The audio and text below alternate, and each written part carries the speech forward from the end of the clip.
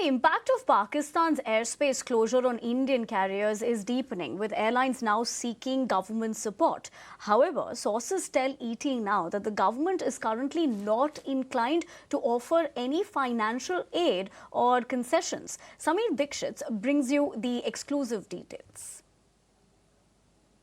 Sources have informed that currently Indian government, specifically the Ministry of Civil Aviation, is not very keen to intervene and provide any sort of financial support or tax benefit to the impacted Indian carriers which are impacted because of the Pakistan airspace closure. Earlier we have seen that post Pahalgam terror strike, Pakistan announced to close its airspace for the Indian carriers which are impacting the airlines, whether it be Air India, Indigo, Akasa Air or Air India Express, and they are now trying to mitigate this impact.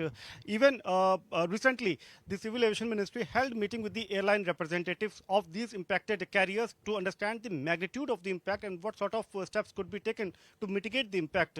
Later on, Air India took a lead and they informed the government that this is going to have a huge impact in terms of financial burden on the airline, to the tune that if this Pakistan airspace continues to close for almost about a year, then Air India can bear an additional expense of somewhere around $600 million.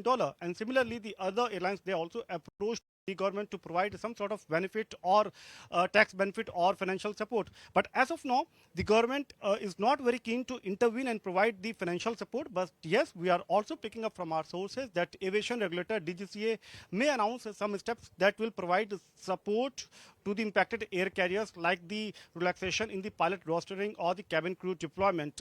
We have also seen that now airlines are taking other steps. For example, Air India announced to suspend the flight to Tel Aviv till May 7. Indigo also announced to suspend the flight to Tashkent and Almaty till May 7. So these sort of steps are being taken up by the impacted Indian carriers to mitigate the impact, but no immediate financial support from the Indian government to these Indian carriers, and alternate means are being explored.